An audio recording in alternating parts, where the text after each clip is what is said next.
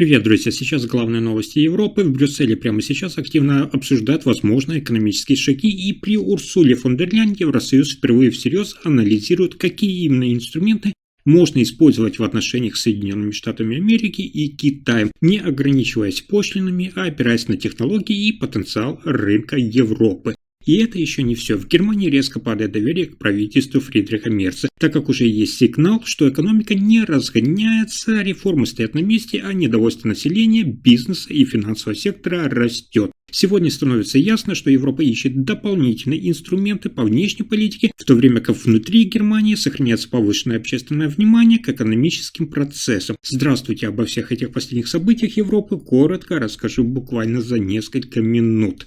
Итак, сегодня в Брюсселе при участии главы Еврокомиссии Урсулы фон дер Ляйен и на фоне жесткой позиции канцлера Германии Фридриха Мерца все чаще говорят о реальных экономических рычагах, которые ЕС способен использовать в отношениях с Соединенными Штатами Америки и Китаем. Сейчас меняется расклад, и уже речь идет о более выверенной стратегии, при которой Евросоюз, ранее часто реагировавший на торговые споры фрагментарно, начинает системно анализировать собственные позиции в глобальных цепочках поставок и учитывать их в переговорах. И, как вы понимаете, один из таких рычагов является именно контроль над стратегическими поставками оборудования и технологий, от которых зависят и Соединенные Штаты Америки, и Китай. Приведу вам пример. Литографические машины от ASML из Нидерландов и высокоточная оптика от Zeiss, которые необходимы для производства передовых микросхем. Их действительно крайне трудно заменить за счет импорта из третьих стран. Поэтому в случае возможных ограничений на поставки таких продуктов или их сервисного обслуживания,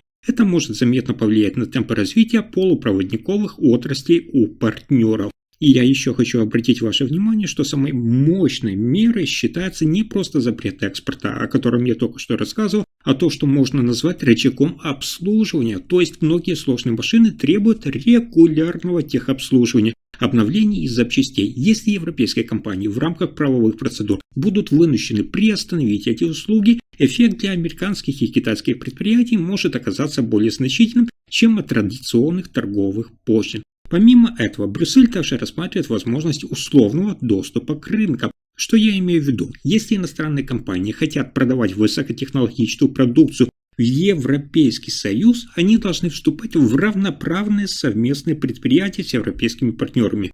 Внимание, включая передачу технологий. Это бы перестроило не только торговлю, но и ее правила, где европейская сторона получает не только деньги, но и доступ к ключевым технологиям в обмен на доступ к своему рынку.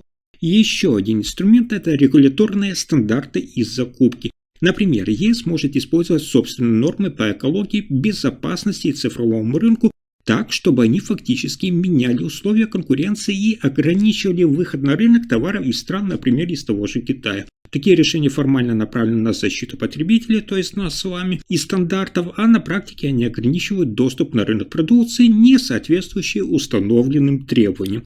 Но и на этом не все. Есть, как я вам ранее рассказывал, и традиционные рычаги, то есть пошлины, антидемпинговые и антисубсидийные меры. Они никуда не делись, и они продолжают оставаться в арсенале. Но Брюссель все-таки осознает, что просто повышать тарифы малоэффективно, если за этим нет стратегической логики и поддержки внутри самого ЕС. Вы же понимаете, что, например, в отличие от Соединенных Штатов Америки или того же Китая, где централизация принятия решений сильнее, Европа сталкивается с тем, что выгоды и расходы от мер распределяются между странами-членами по-разному. Именно это ограничивает решительность и скорость реакции.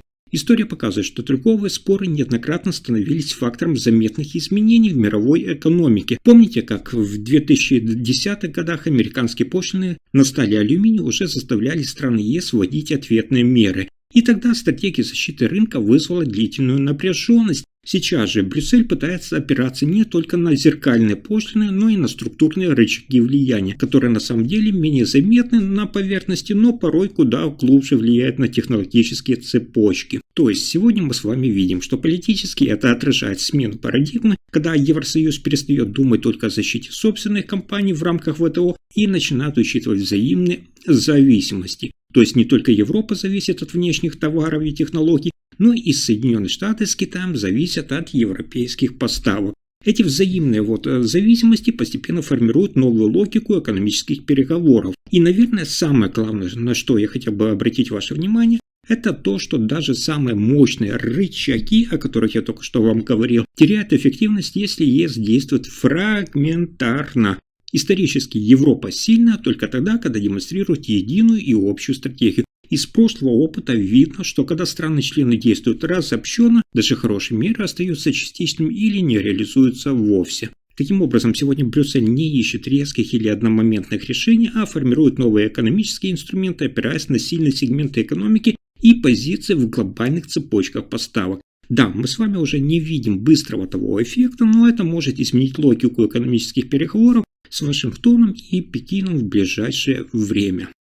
Но на этом сюрпризы дня не заканчиваются. Внутри самой Германии усиливается критика экономической стратегии черно-красной коалиции, которую все чаще называют сукцессией без движения. То есть много разговоров о планах и целях, но мало реальных результатов, и мы с вами видим это каждый день. Сразу скажу, что термин «сукцессия без движения» или по-другому «преемственность без перемен» в политике – это ситуация формальной смены лидера или правящей группы, как в случае с Германией, при полном сохранении старого политического курса, элиты и методов управления.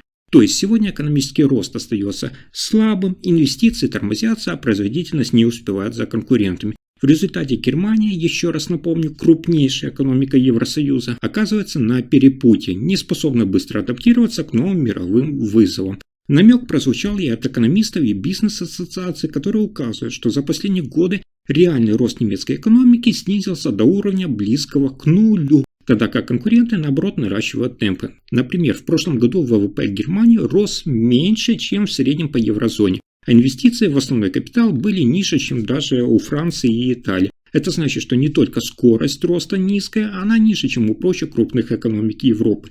И есть нюанс. В основе этой проблемы Германии находится целый комплекс факторов, которые скрывают экономическую динамику. Одно из главных препятствий – это неэффективные процессы согласования внутри федерального правительства. Я, наверное, через день вам сообщаю, что ХДС, ХСС и Социал-демократическая партия Германии СДПГ не могут найти тот баланс между реформами и социальными обязательствами. Так называемая черно-красная коалиция мерсов все чаще демонстрирует компромиссный стиль управления, при котором многие решения реализуются медленно или остаются на уровне просто обсуждений. Напомню, что исторически Германия была известна тем, что даже в кризисы находила пути для роста. В 2000-е, помните, годы реформы на рынке труда, проведенные правительством Герхардом Шрёдером, привели к снижению безработицы и росту конкурентоспособности. В 2010-е годы страна успешно интегрировала крупные экспортные рынки в Азию. Сегодня же экономическая политика выглядит как попытка поддержать статус-кво,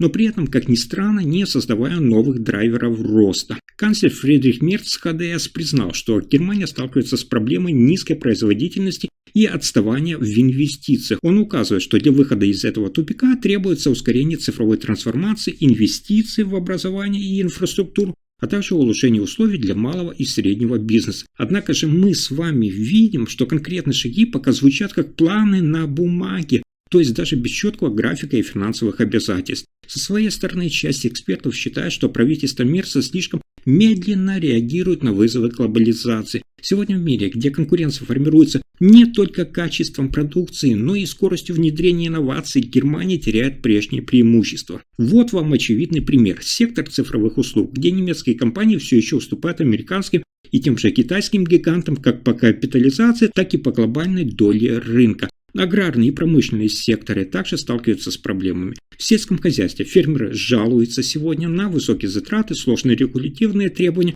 и недостаток инвестиций, в то время как крупные заводы машиностроения отмечают, что новые рынки становятся все более конкурентными, а доступ на рынки Азии и Африки остаются ограниченными из-за отсутствия стратегических торговых соглашений. По сути, то, что мы с вами видим сегодня, это не просто провал темпов роста. Это сигнал о том, что экономическая политика без четких целей, системного управления рисками и прозрачной ответственности за результаты вряд ли обеспечит устойчивый рост. И поэтому сейчас вопрос перед Германией стоит так. Или мы с вами, точнее они, политики правящей коалиции, продолжают сохранять модель прошлого, или решается на структурное обновление экономики, которое потребует трудных, но так необходимых решений. На этом пока все. Вы слушали последние новости Германии. Если информация оказалась полезной, ставьте лайк, подписывайтесь на канал и делитесь видео. Спасибо за просмотр.